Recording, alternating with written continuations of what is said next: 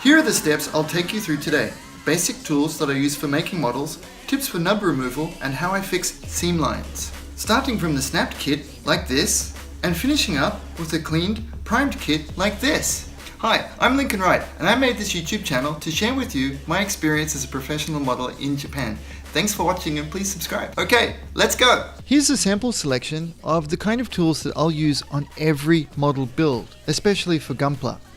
Our main task when first building our Gunpla is to get rid of nubs, nub removal. What are nubs? Nubs are those little unsightly bits of plastic left over when we cut the piece from the runners. I break the tools down into a number of categories. First, glue.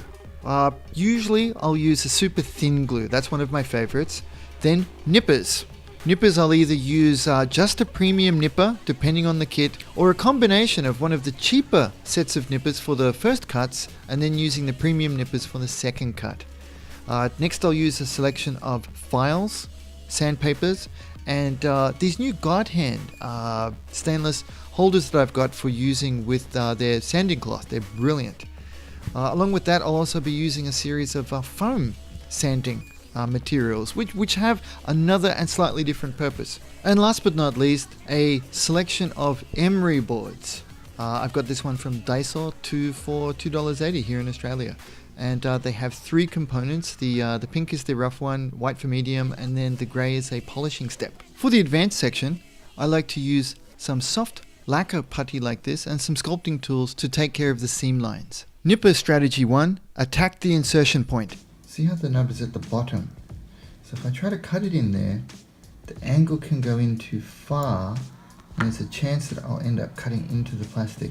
So I like to go from underneath as possible to what I would call the insertion point on the part. So, and you can even back it up a little bit to purposely leave a little bit of a nub.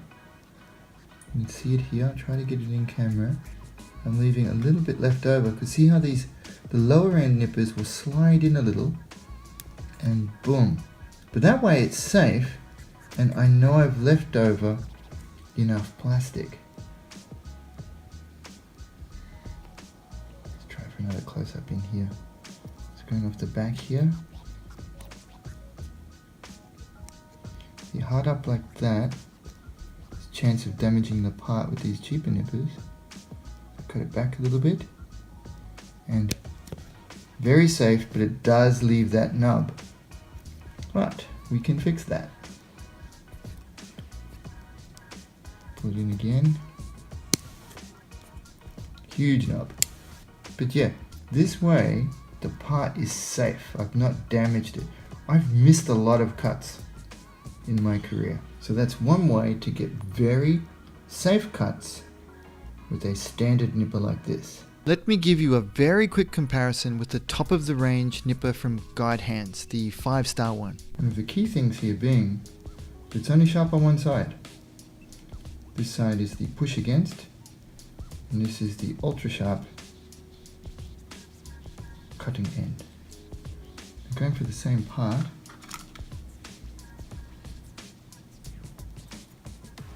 Keep it very fair. Go from up underneath again, and I bring it up against the part, cutting back this way. Let's get a good shot in here. Here we go. And whoa, dude, that was awesome. Ready? Make sure we're in the light. And Linc. Wow. Of course, I cut these back on purpose, but my goodness. The difference really is, sorry for the fingernails guys, the difference really is night and day. I left a little bit of a nub there, but wow, right? Look at that. Cool. Nipper strategy 2, the flat against cut. On these parts, it's actually quite fine. The straight ones like this, cheaper nippers do a really good job. You can put them straight up against it and flat. It's a nice straight edge to get in there on. See that? I can put it right up against the edge and boom.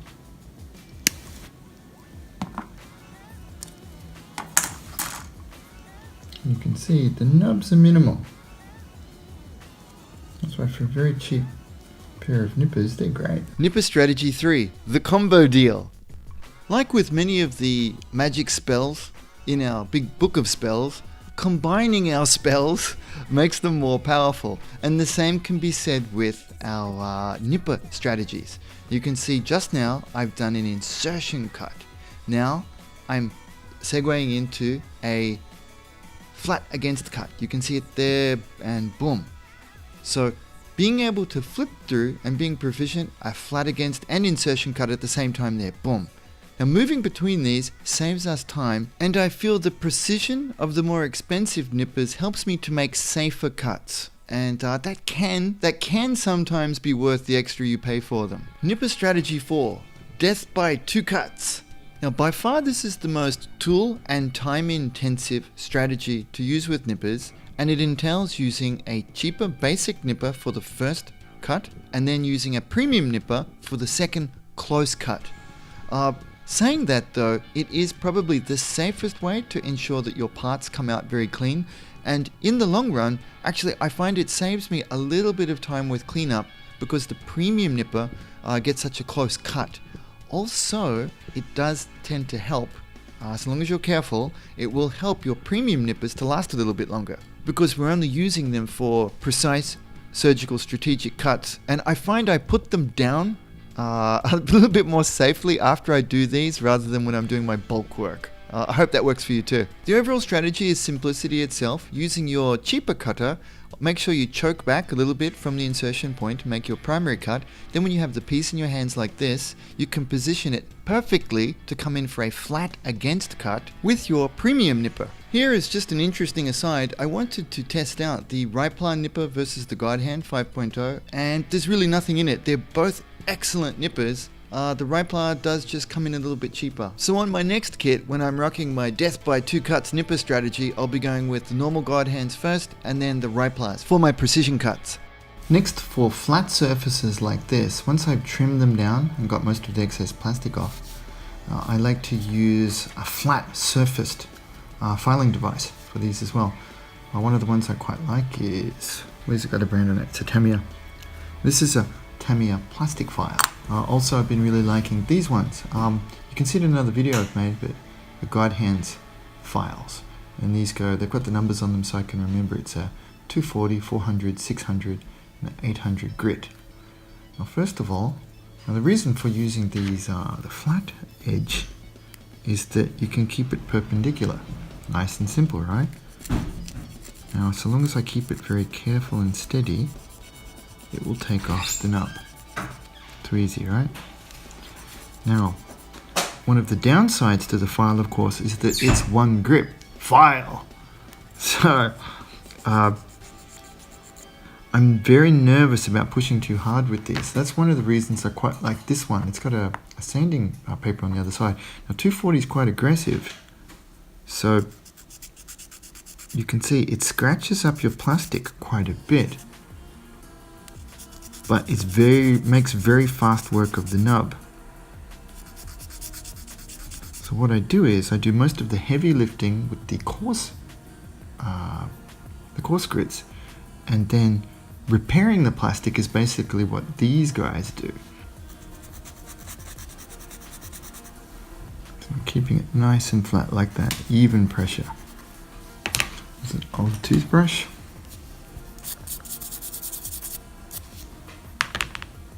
I step it up in the grades. To next.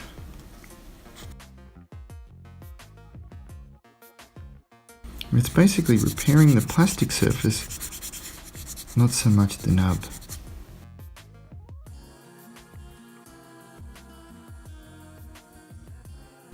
Here we go, 3 is my 600. You can see that plastic surface is fixing up already. It's becoming a lot smoother. And now number 4.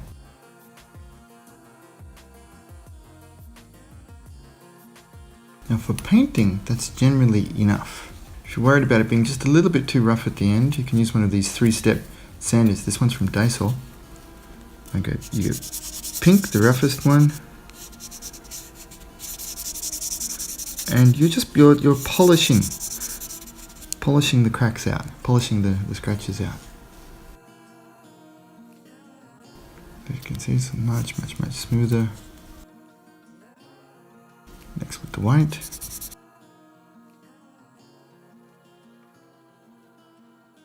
And then lastly the grey. It brings a bit of a shine back to it. Now for painted Gunpla, this is perfect. See a bit of a sheen come back. Light scratching, our primer will take care of that. And that's why we use a bit of a surface of primer on that one. But for hand painted finish too, having a little bit of pre-texture like that looks awesome. And what about for a rounded one like this? Well, see the top? That is actually flat, so we can go back to our straight files and we'll use two products on this one. So I'm going to kick off with number 1, and I'll go across the top to ease that one down.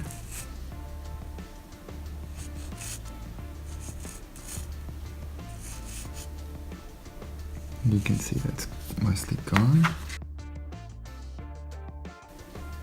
Go for 2, 3, and 4.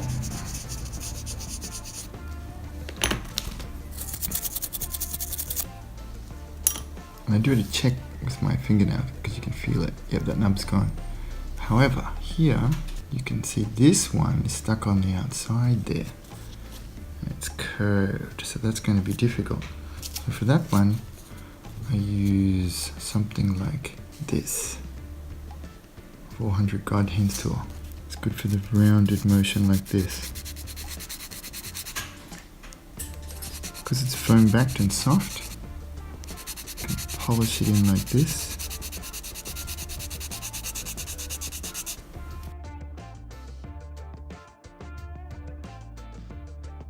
A bit of clean up with this one. White.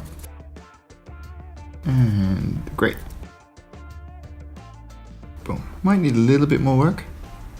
That's basically how I've done it. Yep, nice and smooth. Looks like we might. I don't know whether this will show through with paint.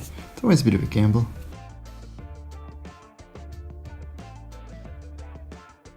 If you wonder why my nails look so good, oh yes. 1, 2, and 3. Nice. Hey Linc, super important, do take care of your lungs guys. All of this plastic sanding means we put up a lot of dust. And to deal with the dust I use one of these. I've got a dust mask from 3M. Okay, whilst we watch Linc, he's going through his usual process here in real time so you can get a bit of a feel for it. I'll recap the major points for the nipper strategy and sanding strategies. Nipper strategy number 1, attack the insertion point. Have a really good look at your part and make sure you're cutting it from the right angle. Nipper strategy number 2, the flat against cut. Make sure your nipper's cutting surface is up flat against the part. Nipper strategy number 3, the combo deal. Make sure you use them together to get the best economy of effort. A nipper strategy number 4, death by 2 cuts. Try using an economy nipper and choking back a little bit from the insertion point, and then using a premium nipper to do your flat against precise cut up very close. Sanding strategy number 1, file the flats. Work to the strength of your tools. Use the flat surfaced files and sanding sticks to file the flat surfaces of your Gunpla. And then move on to sanding strategy number 2, foam the curves to take advantage of the compressibility of foam backed sanding products to easily sand down the curved sections of your Gunpla. And remember, if you don't like the look of the plastic and it's still a little bit too scratched up, that will buff right out. Use something like an emery board, and I use these ones available to me here at Daiso. They seem a pretty good blend of, price, durability, and availability. And they're exactly the same whether I buy them in Australia or in Japan. Lucky! Hey, thanks for watching that through with me. I hope it was of value to you and that you enjoyed it as well. Just really quick, I hope you don't mind that I do a quick shout out to the folks who decided to support our channel on Patreon. My mate RJ bumped up his pledge to be a top supporter. Thank you very much. And Robert B also upgraded his pledge to be able to see the exclusive videos. I hope you like them. Newly joining the Brobot team. Brobots, that's good. Bros that love bots. Robots. We have Christian, SD, John H, David D, Andrew S, Terrence B, and Pedro Felix. Thanks a bunch, guys. It's really good to have you on the team. Okay, more soon. Thanks. Bye. We currently have a Gunpla group build in the Paint on Plastic Facebook group. Check out the link in the comments below. These memories are from Gunpla Builders World Cup 2018 in Sydney. Please see if you can come along next year. Gunpla Builders World Cup 2018 in Sydney. It was the best time. Please see. A personal shout out to my top supporters. Thanks guys. Ivan, MB Grant, Con, Jack, Alexander, RJ, Simon, Robert, Kelso, Kevin, Nilos, and David. Cheers guys. An extra special thank you to the Paint on Plastic Patreon community who make this content happen. I couldn't do it without you guys. Thank you very much for supporting me and making this possible.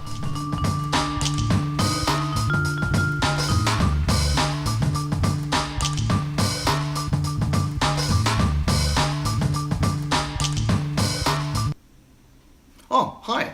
You're still here? Okay. I guess I should show you some more stuff. How about the real challenge of making this kit? Those seam lines! Just kidding. The seam lines. I'll show you how I did it and let's have some fun doing it, okay? Disaster! I got this, I smuggled back in this brand new putty together with me from the Japan trip, and come and have a look.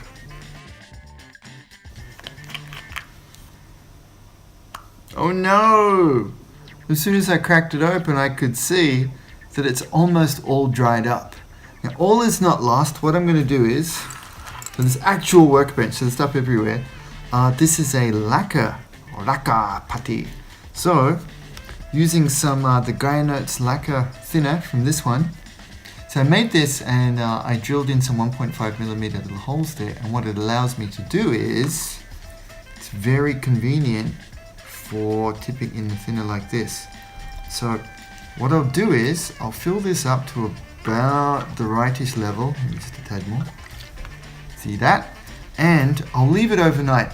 What I could do, I could manipulate it and work it, because lacquer doesn't really have working times. But what I'll do is I'll leave it overnight. It is the end of the day anyway, and it's luckily I checked. And what I found is these things tend to right themselves overnight. So we'll test that out and I'll give you a good look at it in the morning, okay? Cool. Okay, we're back to see how Putty Boy's doing. And if he hasn't got his act together, he's going to play the bench, because we've got his replacement right here. You saw last night I filled it up with some self-leveling thinner from Gaia. And I've left this, so it's about what was it, about 12 hours or so. Let's crack it open and have a look. Come in and have a look with me. Now for paints, this works perfectly. I've never had to do it with a lacquer thinner before. Yeah, what do you think? It's okay. It's not magical. Let's see what we've got at the bottom. Okay. Inside we're getting this sort of action. We're getting about that. The consistency. Yeah, it's probably useful. I probably put a little bit too much thinner in, but I'm used to it. It used to be maybe about that when I used it before. Let's test it out though. I mean, I think it's useful enough, and it probably won't thicken up like that over time. So let's give it a go. Okay, now using this one, just mix a little bit. It's thinning up a little bit.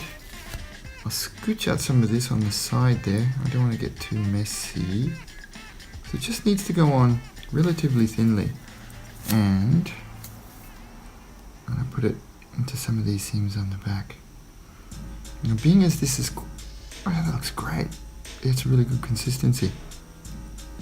So I didn't want it too thick. Sometimes Tamiya basic putty is too thick. I want it to be able to go into the seam line. There we go. Cool. And then, oh, it's a lovely consistency. I like that a lot. I put it all over it just so I can kind of test in a few other places to see where it's dry. There we go. Boom. I should have it done. I was going to set up the tripod for the next one, but this is such a fantastic consistency. I'm going to zoom ahead and do it real quick while I'm on a roll. You know, that efficiency thing that I'm always harping on. I can't let it be. I did both sides? No, I didn't do both sides. That's what I wanted. Come on, Linc. Don't get too excited. Okay, I'll do the next one on a tripod so you can get a nice squeaky close look. Cool. That should be enough. We may have to do a bit of a redo, but ooh, a bit extra. Oh, that'll clean off with a knife, and I think we're good enough for this step. Here's a quick close-up of how it looks. Just a nice thin coat there, and there. I wanted to get a bit of live action look into the last one, so this one I'll do it properly on the tripod for you, so that we can see it nice and close up. And you can see that I've lightly buffed this off in the first place, just to make sure that it was nice and smooth. I don't want to be taking off plastic and putty at the same time, because the different, the hardness of the materials kind of, it makes it, you can confuse one for the other, and you don't want to be taking off too much plastic when you're just supposed to be taking off putty, right? So a nice thin layer of putty. Bit thin. This may shrink a little too much, but it's worth a try. See how we go. I just love the color of this one too. It's a perfect green for working on Zaku or this Grimoire. And put it into the light for you. There we go.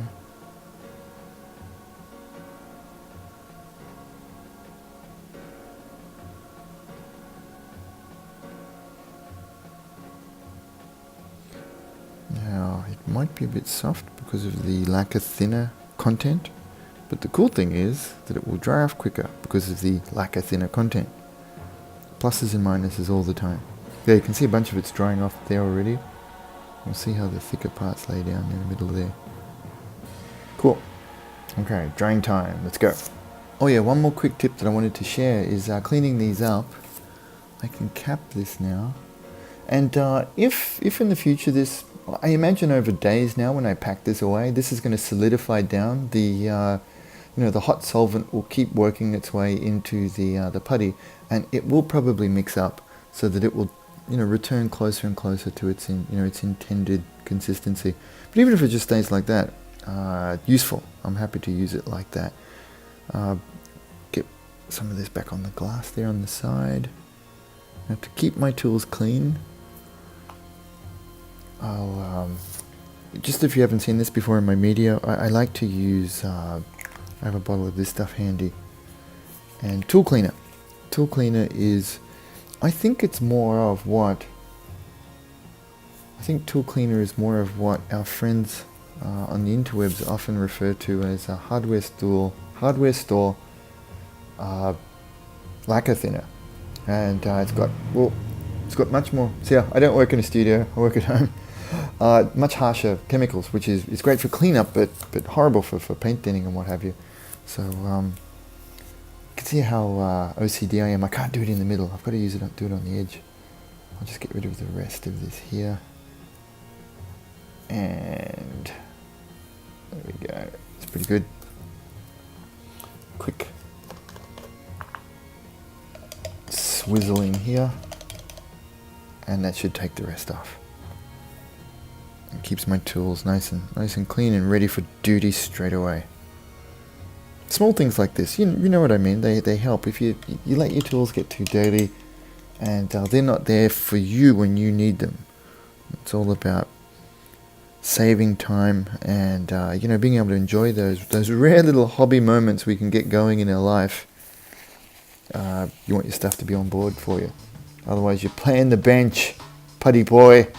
Okay, that's good to go. Okay, I've let this dry for a couple of hours. Had lunch. I had a tuna and mayonnaise toasted sandwich. And that's how relevant was that?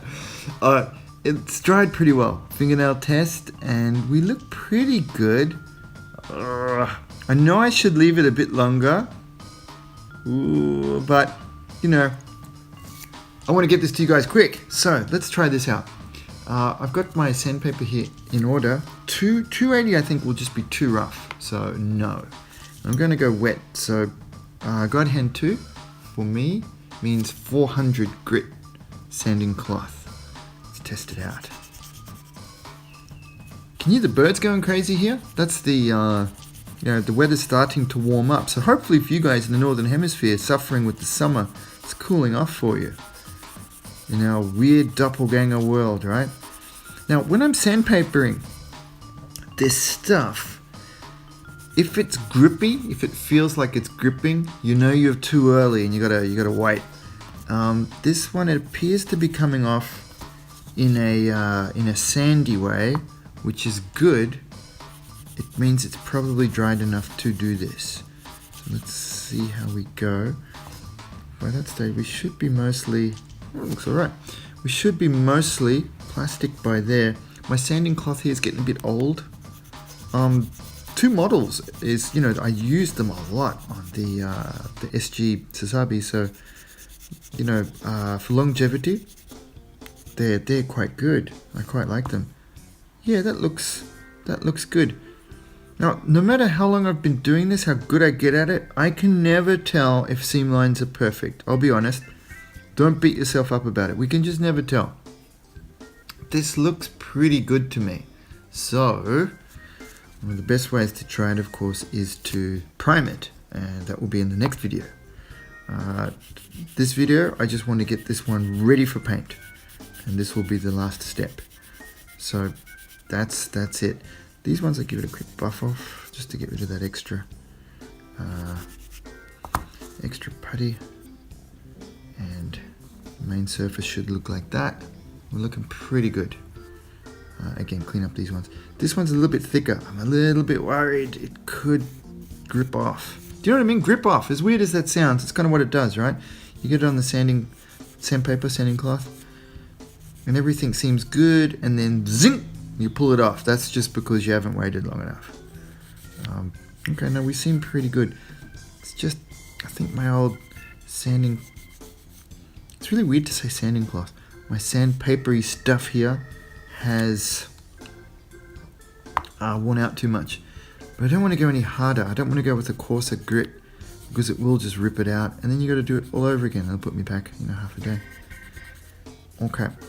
That's looking pretty good. I'll work the rest of it off camera, because that's like watching some guy sanding, which is not always the most exciting part of your day.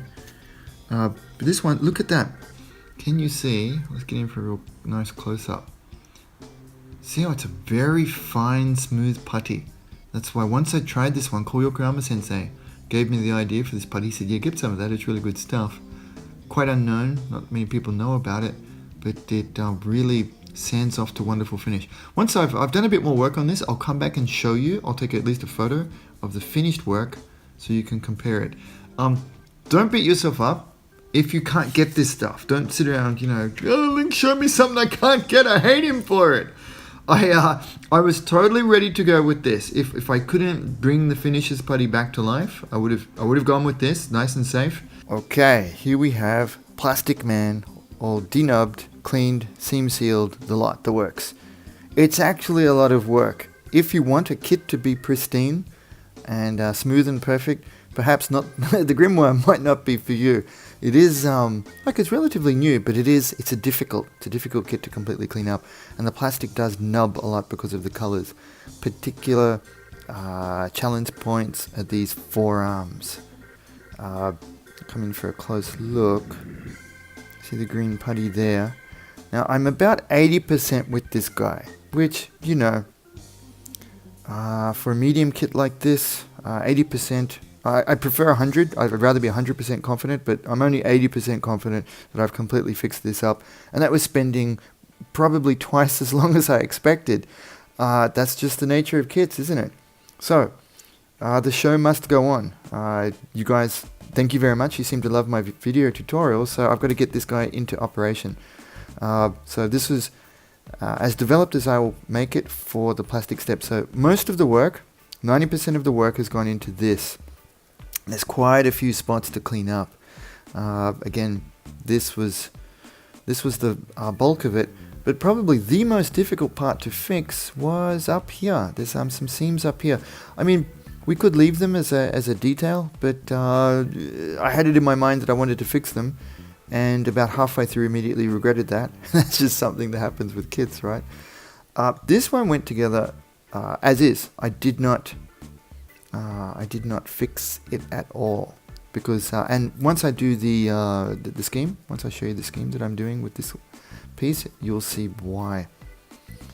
And here's the shield. I didn't spend all that much time on it because it's a shield and I'd like it to look a little bit beat up, but you can see that I did fix up the nub marks so they're not overly obvious. Rifle again, it's a bit of a nightmare, honestly speaking. So I've cleaned it up to look good from certain viewing angles, because doing the whole thing 100% would have just been a huge time investment. If that's your thing, go ahead and do it. But I've got these schedules to hit. So but it's a really cool rifle, and I did make it so that it's all it's not glued yet. And in the painting steps, you'll see there's a method to that madness there. Okay, let's get the show on the road. Well, I'm going to chuck some primer on it, and that will be the final steps for this video. Now, are you ready for a little bit of an insight into my madness? I'm priming this white for black. It doesn't make a lick of sense, does it? And neither should it. The main reason, the whole reason, I had to explain this to Tomware, my wife, and she looked at me a little funny, but I want this white for a cool thumbnail. So you know those photos I showed, and you've seen the thumbnail now? I wanted it white to look really cool in a black-white gradient for the thumbnail shots. But I secretly do have some other ideas. I mean, when I'm going to use, I'm going to go with a mahogany base spray for this one, because I'm going to paint it totally MAK style. I mean, this Gunpla is begging to be painted MAK, right? So the mahogany paints that I use don't have any surface element in them. They're a thin semi-gloss paint. So depending on the texture of your model, that can work or not work.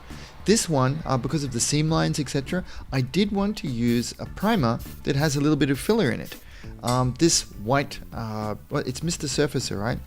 It does have the, being a proper surfacer and not just a primer, it does have some of that element in it. And I knew white would be really good. Mahogany is a fantastic base color to work off from painting steps, but it's difficult to see any mistakes in the seam lines. But white here will show it up really quickly.